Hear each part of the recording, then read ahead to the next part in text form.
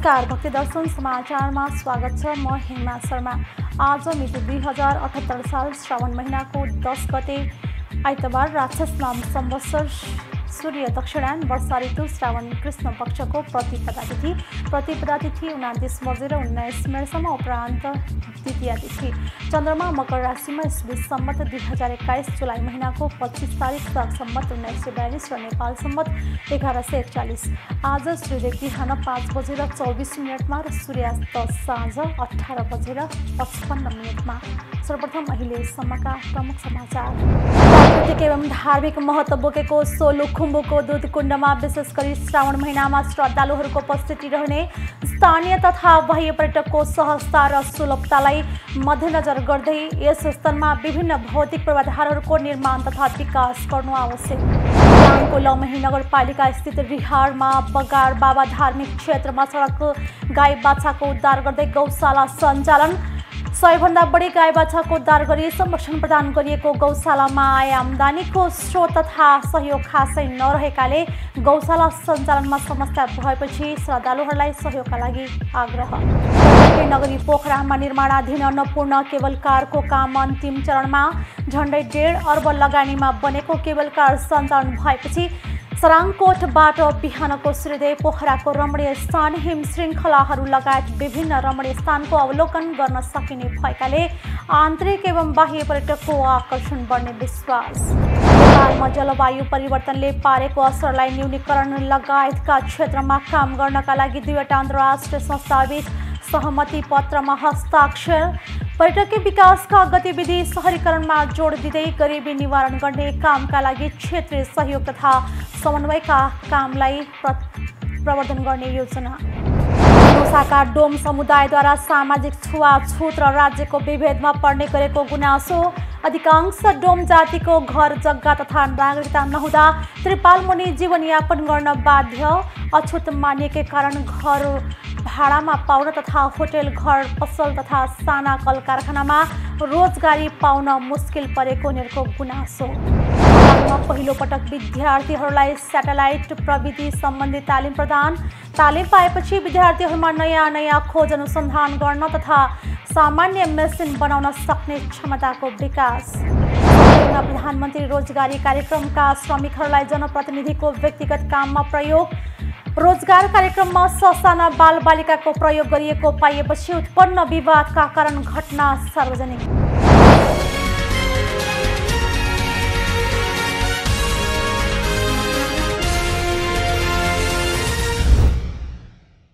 अब समाचार विस्तारमा। प्राकृतिक एवं धार्मिक महत्त्व बोकेको सोलुखुम्बुको दुधकुण्डमा विशेष गरी श्रावण महिनामा श्रद्धालुहरूको उपस्थिति रहने गरेको छ। दुधकुण्ड सोलुखुम्बुको सोलु दुधकुण्ड नगरपालिका वडा नम्बर 1 मा विशाल नुम्बुर हिमालको काखमा रहेको छ। यो कुण्ड समुद्र सतहबाट 4632 मिटर उचाइमा रहेको छ। हिन्दू किराँती तथा बौद्ध धर्मावलम्बीहरूको आस्थाको धरोहरका रूपमा लिने यो ताल धार्मिक दृष्टिकोणले निकै महत्त्वपूर्ण मानिन्छ। प्रकृतिको अनुपम उपहार र आस्थाको धरोहर सोलुखुम्बुको दुधकुण्ड धार्मिक सहिष्णुताको केन्द्रको रूपमा चर्चित छ। असङ्ख्य हिम श्रृङ्खला र ताल तलैया रहेको सोलुखुम्बु आफैमा एक सुन्दर जिल्लाको रूपमा विश्वसामु परिचित रहेको छ। सोलुखुम्बु बहुल जाति, भाषा, धर्म र संस्कृतिले पनि निकै धनी मानिन्छ। किंवदन्ती अनुसार करिब 1 शताब्दी अघि वर्षायाममा चौरी गोठालोले यो कुण्ड पत्ता लगाएको धार्मिक विश्वास रहिआएको छ। चौरी गाईले आफ्नो थुनबाट लामो समयसम्म दुध निकालेपछि दुधले भरिएको कुण्ड बनेको किंवदन्ती पाइन्छ। तिब्बत र नेपालका विभिन्न धार्मिक गुरुहरू यस स्थानलाई पवित्र धार्मिक आस्थाको थलोका रूपमा मानेर तपस्या गर्न आउने गरेका छन्। बौद्ध मार्गीले यहाँ बुद्धको प्रतिमा स्थापना गरी वर्षेनी पूजाआजा समेत गर्दै आएका छन्। यस्तै देवता र असुरबीच अमृत प्राप्तिका लागि समुद्र मन्थन हुँदा कालकुट नामक विष उत्पत्ति भएको र सारा जगत नै समाप्त हुन लाग्दा भगवान शिवले उक्त विष पिएको र दूध कुण्डकै जडीबुटी मिश्रित पानी पिएर विष मत्थर भएको विश्वास पनि गरिन्छ। पौराणिक कथामा उल्लेख गरिएका चन्द्राचल र द्रोणाचल पर्वत र त्यसमुनिको कुण्डलाई प्रतिबिम्बित गर्ने नुम्बुर र कारेलुङ हिमाल र दुधकुण्ड ताललाई हेर्दा समुद्र मन्थन यही स्थानमा भएको भन्न सकिन्छ। त्यस्तै रामायणका अनुसार लक्ष्मण लङ्का युद्धका बेला मृत्युशय्यामा पुगेको बेला ऋषि मुनिले हनुमानलाई 3वटा बुटी ल्याउन आग्रह गरेकोमा सञ्जीवनी बुटी, समबन्धिनी बुटी र विशल्या बुटी स्थलको शिरकुण्डको वरिपरि पाइने र शिरकुण्ड चन्द्रमा जस्तै देखिने चन्द्राचल र कैलाश जस्तै देखिने द्रोणाचलको मुनि रहेको बताइएको स्थल पनि यही रहेको र जुन अहिले पनि नुम्बुर र कारेलुङ हिमालको नामले परिचित रहेको बताइन्छ। यस्तै खालिङ राईको उद्गम खुलु क्षेत्रलाई मानिन्छ। बाजे खुलु ह्याङका 2 छोरा माम्पे र दिक्पे मध्ये दिक्पे सोलु खोला हुँदै दुधकुण्ड पुगेर वासस्थान रोजेको विश्वास गरिन्छ।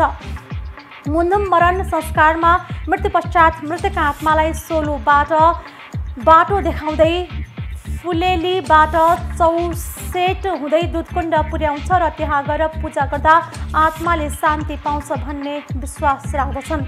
दुधकुण्डको दर्शन गर्दा पाप कर्म नष्ट हुने, कुण्डको जल ल्याएर घरमा र घरका सदस्यहरूलाई छर्केमा सुख शान्ति तथा आरोग्य प्राप्त हुने, निसन्तान दम्पतिलाई सन्तान प्राप्त हुने लगायतको जनविश्वास रहेको छ।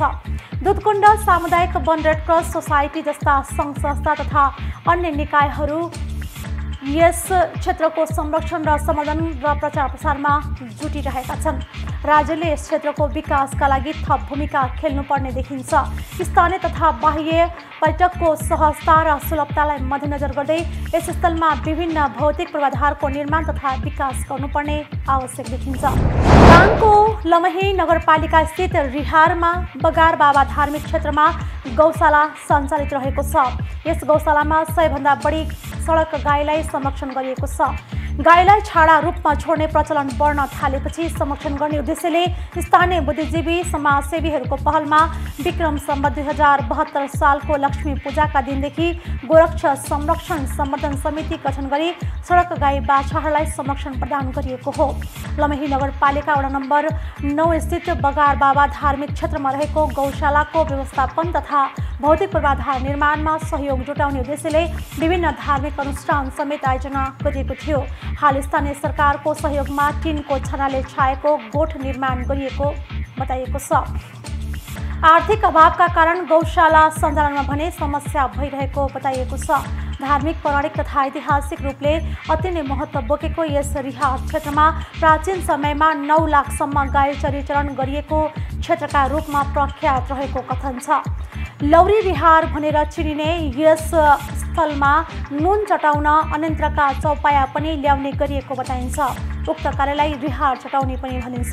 परापूर्व कालमा यस स्थलमा गौपालन भएकोले यसै स्थानमा गौशालाको निर्माण गरी सडकमा भौतारी रहेका पीडित छाडा गाई बाछालाई संरक्षण गरिएको बताइएको छ। सुरुमा 15वटा सडकका पीडित अवस्थामा रहेका गाई बाछाको उद्धार गरी संरक्षण गरिएकोमा बिस्तारै यो सङ्ख्या बढेर अहिले 100 भन्दा बढी गाई बाछाको उद्धार गरी संरक्षण प्रदान गरिएको छ।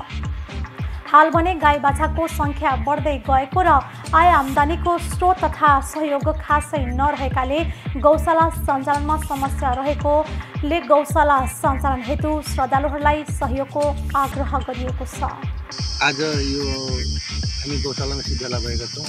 हाम्रो अस्ति पनि एकदमै सानो एउटा कार्यक्रम पत्रकार सम्मेलन गरेका थियौँ। आज पनि फेरि केही राहतहरू कार्यक्रम थियो, जस्तै हाम्रो युवा केन्द्रीय सदस्य अनि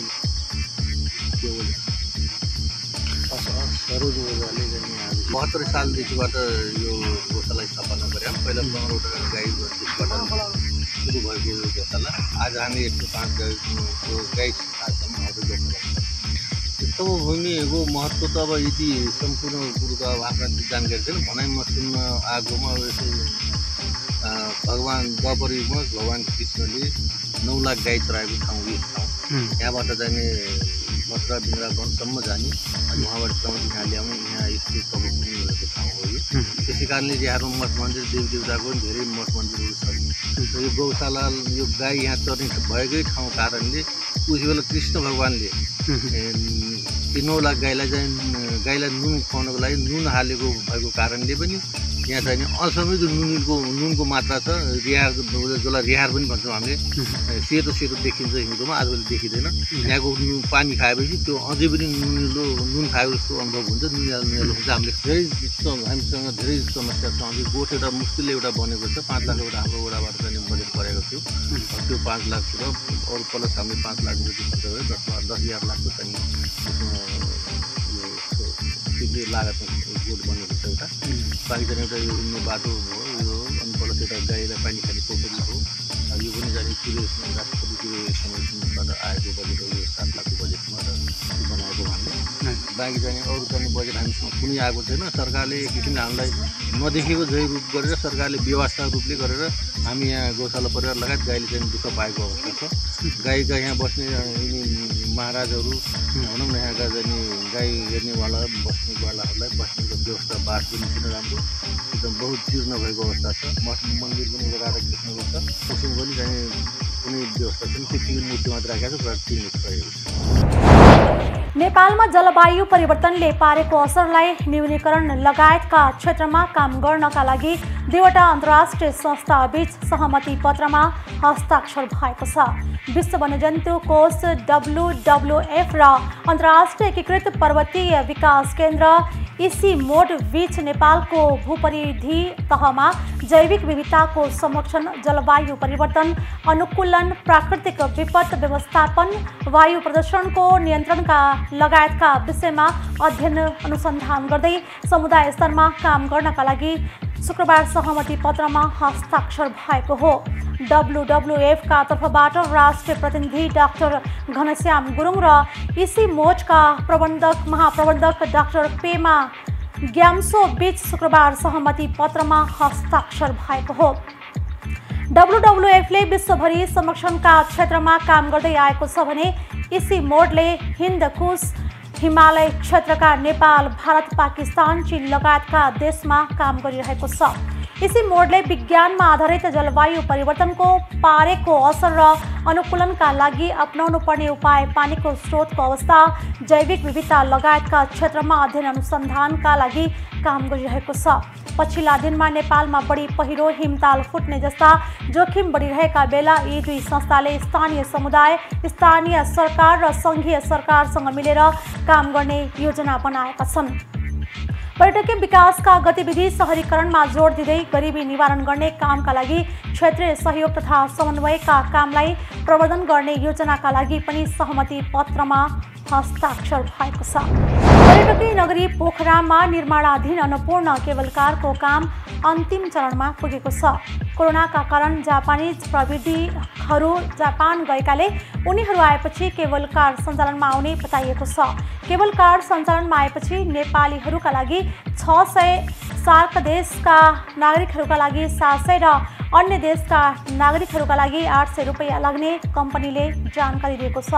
गाडीमा 1 घण्टा लाग्ने बाटो अब 8 मिनटमै पुग्न सकिनेछ। लेक साइडको सेदीदेखि सराङकोटको दूरी 2.5 किलोमिटर छ। यही वैशाखबाट सञ्चालनमा ल्याउने भनिए पनि कोरोनाका कारण सञ्चालनमा आउन नसकेको हो। विद्यार्थी, वृद्ध, अपाङ्ग र स्थानीयलाई 20देखि 25% छुटको व्यवस्था गरिएको बताइएको छ। कम्पनीले सुरुमा 18वटा डिब्बा सञ्चालन गर्ने र पछि 35 पुर्याउने लक्ष्य राखेको छ। केबल कार सञ्चालनमा आएपछि 80 जना कर्मचारीले रोजगार पाउनेछन्। झन्डै 1.5 अर्ब लगानीमा बनेको केबल कार सञ्चालन भएपछि सराङकोटबाट बिहानको सूर्योदय र पोखराको रमणीय स्थल, माछापुच्छ्रे हिमाल, अन्नपूर्ण लगायतका हिम श्रृङ्खला, पोम्दीकोट शिव मन्दिर, स्तूपा, फेवाताल हेर्न अझै आन्तरिक एवं बाह्य पर्यटकको आकर्षण बढ्ने बताइएको छ। केबल कार 2 महिनाभित्र सञ्चालन हुने बताइएको छ। कलाका अद्भुत क्षमता भएका धनुषाका डोम समुदायले सामाजिक छुवाछुत र राज्यको विभेदमा पर्ने गरेको गुनासो गरेका छन्। डोम जातिले बनाएको बाँसको सामग्री धार्मिक प्रतिष्ठानमा शुभ मानिए पनि 21औं शताब्दीमा पनि सामाजिक भेदभाव र छुवाछुत भने अझै हट्न सकेको छैन। डोम समुदायले बाँसबाट बनाएको डाला, चगेरा, नाङ्लो, सुप लगायतको सामग्री बिहेबारी, छठ, दीपावली, चौठ चन्द्र, नागपञ्चमी, मधुश्रावणी, जनै, उपनयन, कोग्रा लगायतको पर्वमा उपलब्ध हुनुपर्ने अनिवार्य छ। यी सामग्रीहरू शुभ कार्य प्रारम्भ हुनुअघि कुलदेवता र भगवानको मन्दिरमा राखिन्छ। अधिकांश डोम जातिको घर जग्गा तथा नागरिकता नहुँदा त्रिपालमुनि जीवनयापन गर्न बाध्य भएका छन्। अछुत मानिएकै कारण उपल्लो जातहरूले घर भाडामा नदिने गरेको र होटेल, घर, पसल तथा साना साना कल कारखानाहरूमा पनि काम पाउन मुस्किल परेको उनीहरूको गुनासो छ। परिश्रमको उचित मूल्य नपाउनुका साथै शिक्षा, स्वास्थ्य र रोजगारीमा उनीहरूको पहुँच पुगेको पाइँदैन। वर्षौंदेखि सामाजिक भेदभाव र छुवाछुतको शिकार हुनु परेको उनीहरूको गुनासो छ। कलाका अद्भुत क्षमता भएका धनुषाका डोम समुदायले सामाजिक छुवाछुत र राज्यको विभेदमा पर्ने गरेको गुनासो गरेका छन्। डोम जातिले बनाएको बाँसको सामग्री धार्मिक प्रतिष्ठानमा शुभ मानिए पनि 21औं शताब्दीमा पनि सामाजिक भेदभाव र छुवाछुत भने अझै हट्न सकेको छैन। डोम समुदायले बाँसबाट बनाएको डाला, चगेरा, नाङ्लो, सुप लगायतको सामग्री बिहेबारी, छठ, दीपावली, चौठचन्द्र, नागपञ्चमी, मधुश्रावणी, जनौ, उपनयन, कोग्रा लगायतको पर्वमा उपलब्ध हुनुपर्ने अनिवार्य छ। यी सामग्रीहरू शुभ कार्य प्रारम्भ हुनु अघि कुलदेवता र भगवानको मन्दिरमा राखिन्छ। अधिकांश डोम जातिको घर जग्गा तथा नागरिकता नहुँदा त्रिपाल मुनि जीवनयापन गर्न बाध्य छन्। अछुत मानिएकै कारण उपल्लो जातहरूले घर भाडामा नदिने गरेको र होटल, घर, पसल तथा साना साना कल कारखानामा पनि काम पाउन मुस्किल परेको उनीहरूको गुनासो छ। परिश्रमको उचित मूल्य नपाउनुका साथै शिक्षा, स्वास्थ्य र रोजगारीमा उनीहरूको पहुँच पुगेको पाइँदैन। वर्षौंदेखि सामाजिक भेदभाव र छुवाछुतको शिकार हुनु परेको उनीहरूको गुनासो छ। केना होइ छै त नै होटल में खाइ दी लोग, नै हमरा सबके अपने बढ़िया से इलाज करियै, नै नौकरी चाकरी भेटियै। हमरा सबके चंगेरा बेना बनाबै छी, बाजार में बेचे जाइ छी त चंगेरो बेना नै बिकाइ छै। हम सब केना क के जी। सामाजिक छुवाछुत र अधिकारको प्रत्यायोजन स्थानीय स्तरसम्म नपुग्दा राज्यबाट विभेद भएकाले कलामा दक्ष भए पनि डोम समुदाय पछाडि परेको दलित महिला नेत्री बताउनुहुन्छ। समुदाय जे बाँस के सामग्री बनबै छै, ओइसे अहाँके कथी कहै छै देवता पर चढ़ायल जाइ छै। जेना कि चौड़चन में अहाँके डलिया बिनल जाइ छै। ओकर बाद बरसाइत में अहाँके बेना, विवाह होइ छै ताहिमे अहाँके डाला भाड़ा जे होइ छै से सब बीन के दै छै। लेकिन डोम समुदाय के देह छुआइ छै। अति गरीबी र सामाजिक विभेदको कारण डोम समुदाय आधारभूत आवश्यकता शिक्षा, स्वास्थ्यमा समेत पहुँच पुग्न सकेको छैन। राज्यको ध्यान यो समुदायका नागरिकसम्म पुग्नुपर्ने सरकारवाला बताउँछन्। ले बनाएका बाँसका, खास गरी बाँसका सामग्रीहरू सामाजिक जनचेतनाको अभावले गर्दा पनि र खास गरी राज्यको उपेक्षाको शिकार पनि बनेको छ। यो तराई मधेसको सबभन्दा ठुलो एउटा म उदाहरणको रूपमा दिन्छु। यो तराई मधेसको सबभन्दा ठुलो धार्मिक आस्था र विश्वासको पर्व मानिने छठ पर्व, जसमा एउटै जलाशयभित्र यो हाम्रो समाजको विभिन्न जात जातिहरूको एउटै जलाशयमा उभिएर एकै किसिमको बाँसको चंगेरा, सुपती र उनीहरूले बनाएको सामग्रीमा छठको चाहिँ प्रसाद राखेर सूर्य आराधना गर्ने गरिन्छ। अर्घ्य दिने परम्परा रहेको छ। छुवाछुत मुक्त घोषणा गरेको यतिका वर्ष भइसक्दा पनि व्यवहारमा कार्यान्वयन नआउनुमा राज्य मात्र होइन समुदाय पनि दोषी छ। छुवाछुत गरेमा दण्ड जरिवानाको व्यवस्था गरिएको छ। समुदायमा आपसी भाइचारा सम्बन्ध स्थापित गराई छुवाछुत विरुद्धको सचेतना अभियान सञ्चालन गर्नेतर्फ स्थानीय तहले ध्यान दिनु आवश्यक छ। भक्ति दर्शन टेलिभिजन एसडीका लागि जनकपुर धामबाट कैलाश दासको रिपोर्ट। खोटाङमा पहिलोपटक विद्यार्थीहरूलाई सेटेलाइट प्रविधि सम्बन्धी तालिम दिएको छ। 4 दिने तालिममा सेटेलाइट निर्माणदेखि यसले गर्ने कामका बारेमा सिकाइएको छ। सुभद्रा मदन फाउन्डेसनको व्यवस्थापनमा खोटाङको सोलमा स्थित जनजागृति माविमा 4वटा विद्यालयका विद्यार्थीहरूलाई सेटेलाइट प्रविधिका बारेमा आधारभूत तालिम दिएको हो। राष्ट्रिय आविष्कार केन्द्रको आर्थिक सहयोगमा अन्तरिक्ष प्रतिष्ठान नेपाल र आविष्कार केन्द्रका 9 जनाले सस्तो क्युब सेटेलाइटको सानो रूपका बारेमा तालिम दिएका हुन्। जब उहाँ बाहिरबाट नेपाल आउनुभयो, नेपालमा आएर हेर्दाखेरिमा त नेपालमा टेक्नोलोजी र टेक्नोलोजीको भनौँ अझै टेक्नोलोजीको सदुपयोग वा कन्जम्सन एकदमै राम्रो थियो, तर क्रिएसन डेभलपमेन्ट भन्ने कुरा एकदमै जिरो थियो। त्यो देखेर उहाँलाई चाहिँ आई थिङ्क मेरो पहलबाट केही हुनसक्छ भने त्यो गर्नुपर्छ भन्ने उहाँलाई भइसकेपछि उहाँ हामीलाई के भन्नुहुन्छ भन्दा केही कुरा गर्नको लागि, केही सपना देख्नको लागि जो मान्छेले जति कुरा देखेको छ त्यसैको आधारमा सपना देख्छ। हाम्रा नेपालका गाउँ दूर दगामका भाइ बहिनीहरूलाई सेटेलाइट भन्ने पनि थाहा छैन, कतिलाई स्पेस भन्ने पनि थाहा छैन, त उसले कसरी सेटेलाइटको सपना देख्छ। जब उसले सेटेलाइटकै सपना देख्दैन त कसरी ऊ चन्द्रमामा पुग्छु भन्छ वा कसरी उसले सेटेलाइट बनाउँछ। त्यसको लागि चाहिँ हामीले एउटा सस्तो क्युब नामक स्टुडेन्टलाई सेटेलाइट के हो र सेटेलाइटले कसरी काम गर्छ बेसिक सेटेलाइटको प्रिन्सिपल बुझाउनको लागि हामीले एउटा डिभाइस बनायौँ।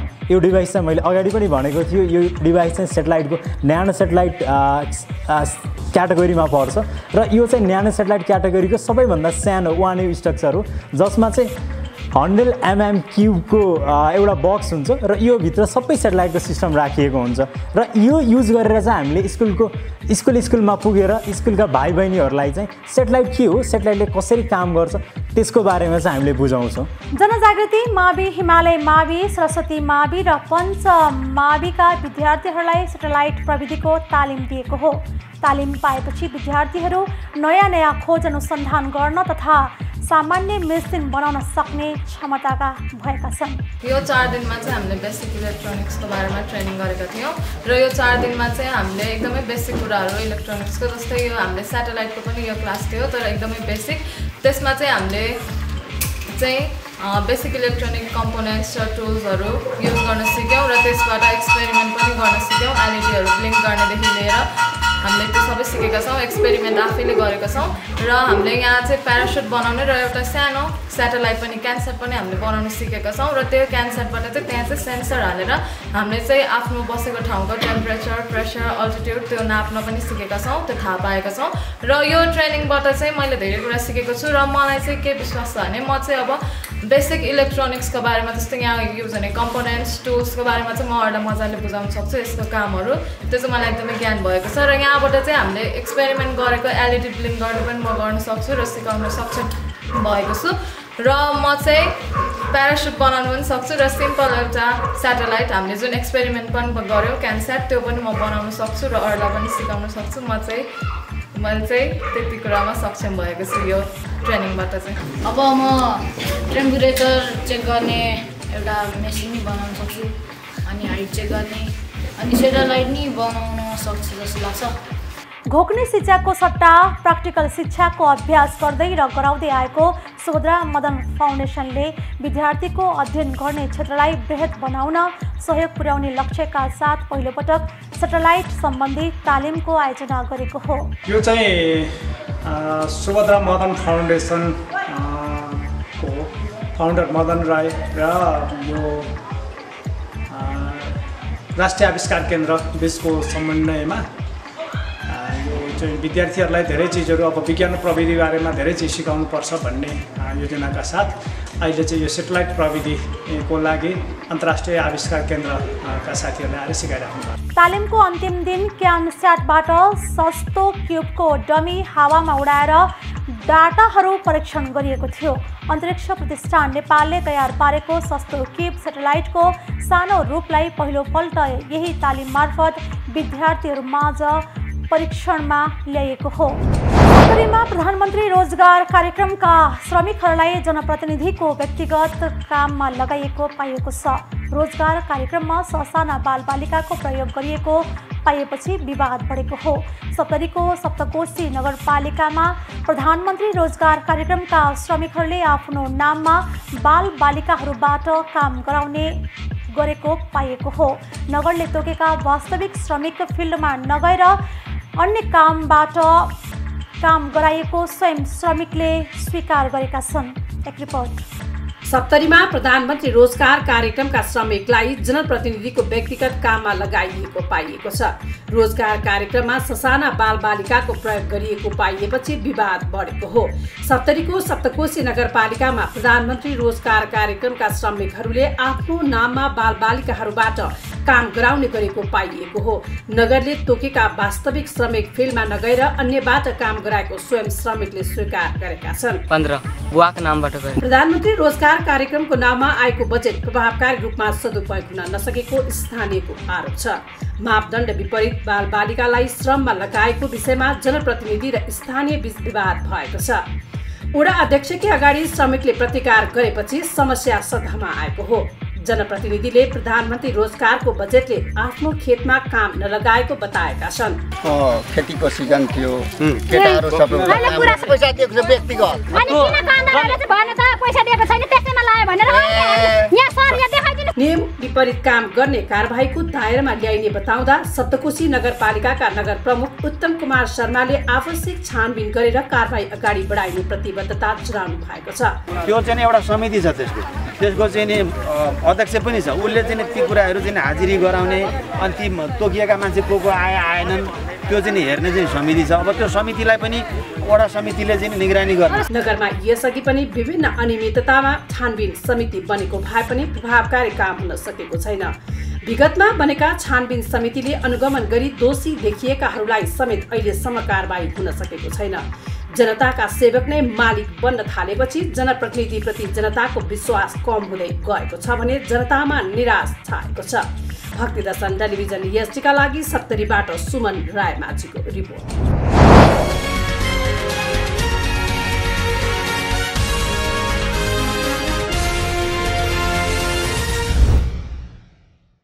अहिले हामी भक्तिदर्शन समाचारको अन्त्यमा आइसकेका छौँ। जाँदा जाँदै प्रमुख समाचार प्राकृतिक एवं धार्मिक महत्त्व बोकेको सोलुखुम्बुको दुधकुण्डमा विशेष गरी श्रावण महिनामा श्रद्धालुहरूको उपस्थिति रहने स्थानीय तथा बाह्य पर्यटकको सहजता र सुलभतालाई मध्यनजर गर्दै यस स्थलमा विभिन्न भौतिक पूर्वाधारहरूको निर्माण तथा विकास गर्नु आवश्यक। को लमही नगरपालिका स्थित रिहारमा बगार बाबा धार्मिक क्षेत्रमा सडक गाई बाछाको उद्धार गर्दै गौशाला सञ्चालन। 100 बढी गाई बाछाको उद्धार गरी संरक्षण प्रदान गरिएको गौशालामा आय आम्दानीको स्रोत तथा सहयोग खासै नरहेकाले गौशाला सञ्चालनमा समस्या भएपछि श्रद्धालुहरूलाई सहयोगका लागि आग्रह।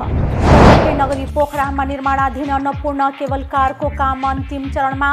झण्डै 1.5 अर्ब लगानीमा बनेको केबल कार सञ्चालन भएपछि सराङकोटबाट बिहानको सूर्योदय पोखराको रमणीय स्थान हिम श्रृङ्खलाहरू लगायत विभिन्न रमणीय स्थानको अवलोकन गर्न सकिने भएकाले आन्तरिक एवं बाह्य पर्यटकको आकर्षण बढ्ने विश्वास। नेपालमा जलवायु परिवर्तनले पारेको असरलाई न्यूनीकरण लगायतका क्षेत्रमा काम गर्नका लागि 2वटा अन्तर्राष्ट्रिय संस्थाबीच सहमति पत्रमा हस्ताक्षर। पर्यटकीय विकासका गतिविधि सहरीकरणमा जोड दिँदै गरिबी निवारण गर्ने कामका लागि क्षेत्रीय सहयोग तथा समन्वयका कामलाई प्रवर्धन गर्ने योजना। धनुषाका डोम समुदायद्वारा सामाजिक छुवाछुत र राज्यको विभेदमा पर्ने गरेको गुनासो। अधिकांश डोम जातिको घर जग्गा तथा नागरिकता नहुँदा त्रिपाल मुनि जीवनयापन गर्न बाध्य। अछुत मानिएकै कारण घर भाडामा पाउन तथा होटल घर पसल तथा साना कल कारखानामा रोजगारी पाउन मुस्किल परेको उनीहरूको गुनासो। पहिलो पटक विद्यार्थीहरूलाई स्याटेलाइट प्रविधि सम्बन्धी तालिम प्रदान। तालिम पाएपछि विद्यार्थीहरूमा नयाँ खोज अनुसन्धान गर्न तथा सामान्य मेसिन बनाउन सक्ने क्षमताको विकास। प्रधानमन्त्री रोजगारी कार्यक्रमका श्रमिकहरूलाई जनप्रतिनिधिको व्यक्तिगत काममा प्रयोग। रोजगार कार्यक्रममा ससाना बालबालिकाको प्रयोग गरिएको पाइएपछि उत्पन्न विवादका कारण घटना सार्वजनिक। भक्तदर्शन समाचार यति नै। सामाजिक सञ्जाल मार्फत हामीसँग जोडिनका लागि फेसबुक तथा ट्विटरमा लाइक तथा फलो गर्न सक्नुहुनेछ भने युट्युब मार्फत पनि हामीलाई प्रत्यक्ष हेर्न सक्नुहुनेछ। त्यस्तै कुनै सल्लाह सुझाव तथा प्रतिक्रिया भएमा भक्तदर्शन@emountaintv.com मा हामीलाई पत्राचार गर्न सक्नुहुनेछ। धर्म, संस्कृति र संस्कारको संवाहक भक्तदर्शन टेलिभिजन HD हेर्दै रहनुहोला। नमस्कार।